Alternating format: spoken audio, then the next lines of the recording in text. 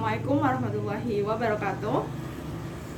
Perkenalkan, saya Amelia Risnani Putri dari Fakultas Ilmu Sosial dan Ilmu Politik, Prodi Ilmu Administrasi Negara, Universitas Jember dengan NIM 190910201117. Video ini dibuat untuk memenuhi tugas mata kuliah Manajemen Pelayanan Publik kelas B2 dengan dosen pengampu Bapak Tristiawan Pamungkas, SAP MPA. Di sini saya akan mengambil materi tentang sistem administrasi manunggal satu atap atau SAMSAT. Nah, sebelum itu saya akan menjelaskan tentang pelayanan publik dan demokratisasi pelayanan publik. Apa sih pelayanan publik itu? Pelayanan publik merupakan salah satu upaya pemerintah untuk meningkatkan kesejahteraan masyarakat. Nah, dengan adanya pelayanan publik ini, maka kebutuhan masyarakat di berbagai bidang itu dapat terpenuhi. Nah, semakin bagusnya pelayanan publik yang diberikan oleh pemerintah, maka akan semakin meningkatkan kesejahteraan masyarakat itu sendiri. Nah, untuk demokratisasi pelayanan publik sendiri merupakan pelaksanaan pelayanan publik yang menghormati hak-hak individu dan golongan, menghormati hukum dan peraturan yang berlaku, menghormati keberagaman dan perbedaan, serta memberikan pelayanan secara adil dan berkualitas. Kalian bisa lihat sendiri sekarang apa sih SAMSAT itu? Kok di sini ada 3 logo gitu ya? Nah, SAMSAT itu merupakan suatu lembaga hasil kolaborasi dari Polri. Yang kedua ada Dinas Pendapatan Provinsi, dan yang ketiga ada PT Jasara Harja. Nah, tujuannya di sini adalah SAMSAT itu untuk memperlancar dan mempercepat memberikan pelayanan publik kepada masyarakat yang dimana kegiatannya itu dilakukan dalam satu gedung seperti itu. Nah, selanjutnya sendiri memiliki tugas terkait dengan registrasi dan identifikasi kendaraan bermotor atau Regidendamor. Yang kedua ada pajak kendaraan bermotor atau PKB. Yang ketiga adalah bea balik nama kendaraan bermotor atau BBNKB. Yang terakhir adalah pembayaran sumbangan wajib dana kecelakaan lalu lintas dan angkutan jalan yang dikoordinasi dan diintegrasi dalam kantor bersama SAMSAT. Nah, terus fungsi dari ketiga instansi yang tadi apa sih gitu.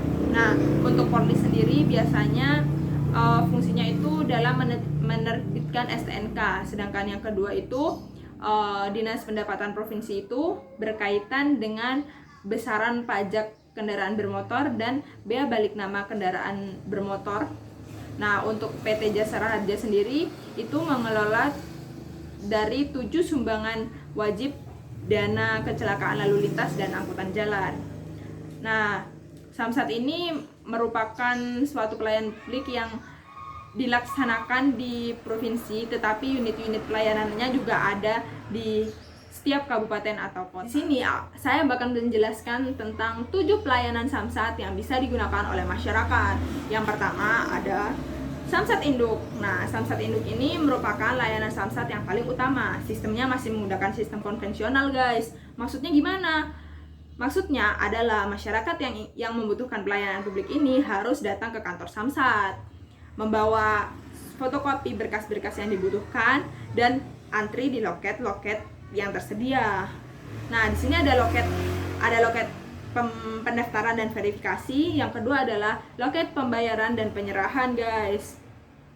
Nah, tapi dari sistem SAMSAT Induk ini masih menyulitkan masyarakat dan tidak efisien, sehingga kurang diminati oleh masyarakat.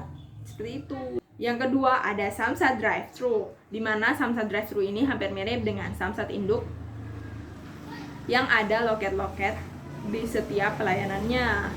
Tetapi bedanya masyarakat tidak perlu turun dari kendaraan dan tidak perlu membawa fotokopi. Hanya yang ketiga ada SAMSAT Keliling. Pasti kalian udah sering dengar kan kalau untuk SAMSAT Keliling ini biasanya sistemnya itu dengan menjemput bola. Biasanya dilakukan di mobil-mobil gitu, guys. Nah, SAMSAT Keliling ini biasanya dilakukan di tempat-tempat keramaian seperti pasar, kampus-kampus ternama, atau di instansi-instansi terkait yang membutuhkan pelayanan pembayaran pajak yang dilakukan secara kolektif, guys. Yang keempat ada gerai samsat. Gerai samsat ini hampir mirip kayak samsat keliling yang biasanya ada di pusat-pusat keramaian. Bedanya samsat keliling menggunakan mobil, tetapi gerai samsat itu merupakan samsat yang ada di suatu perbelanjaan atau mall dalam jangka waktu tertentu. Biasanya ada loket atau gerainya sendiri, seperti itu. Nah, untuk yang kelima ada samsat kecamatan. Biasanya memberikan pelayanannya di kecamatan-kecamatan. Hari ini di kecamatan A, besok di kecamatan B, dan besok di kecamatan C. Seperti itu, guys. Yang keenam ada samsat online atau e-samsat.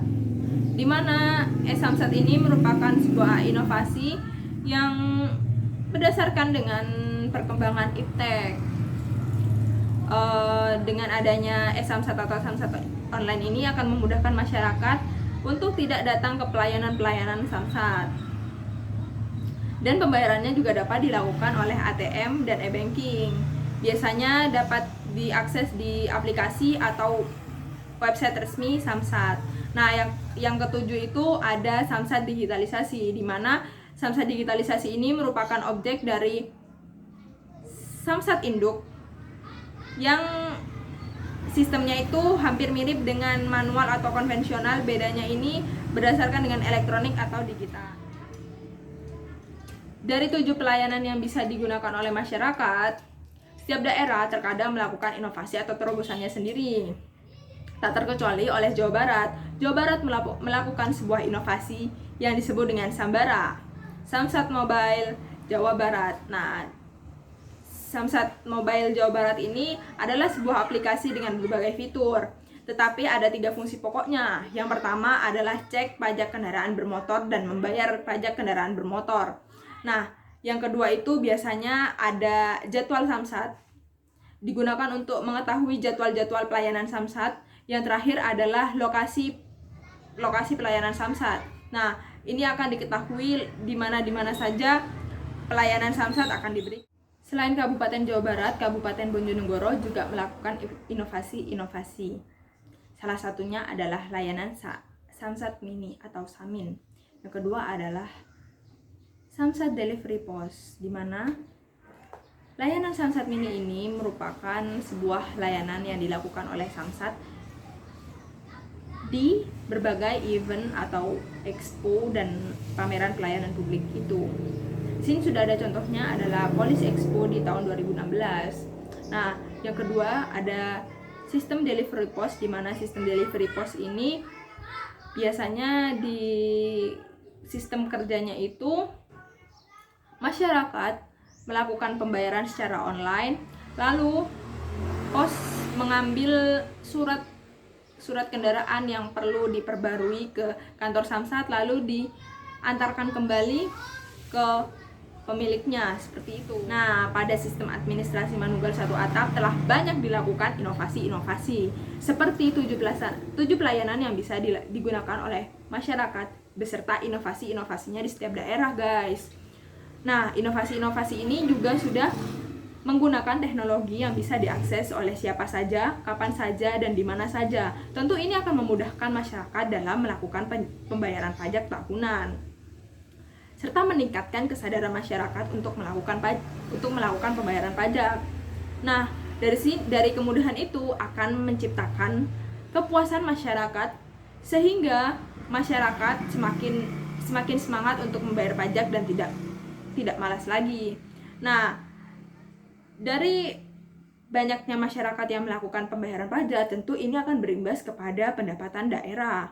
Nah, semakin banyaknya masyarakat yang sadar dan melakukan pembayaran pajak, tentu akan meningkatkan pendapatan daerah dari pajak kendaraan motor itu sendiri, guys. Nah, dari yang setelah saya jelaskan tadi, kita tahu bahwa Samsat atau Sistem Administrasi Manunggal 1 Atap telah melakukan banyak inovasi-inovasi dan terobosan, serta dapat memudahkan masyarakatnya, meningkatkan kesadaran masyarakat, mendapatkan kepuasan, dan meningkatkan pendapatan daerah. Nah, dari inovasi-inovasi yang telah dilakukan, salah satunya berdasarkan dengan teknologi.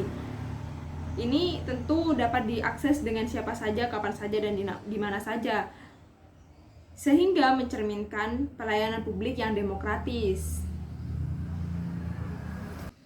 Seharusnya banyak instansi-instansi atau lembaga pemerintah yang melakukan pelayanan publik dengan demokratisasi, sehingga dapat memudahkan masyarakatnya dan memberikan rasa aman kepada masyarakat tanpa adanya calo-calo dan sejenisnya. Sekian presentasi dari saya, kurang lebihnya mohon maaf. Wassalamualaikum warahmatullahi wabarakatuh.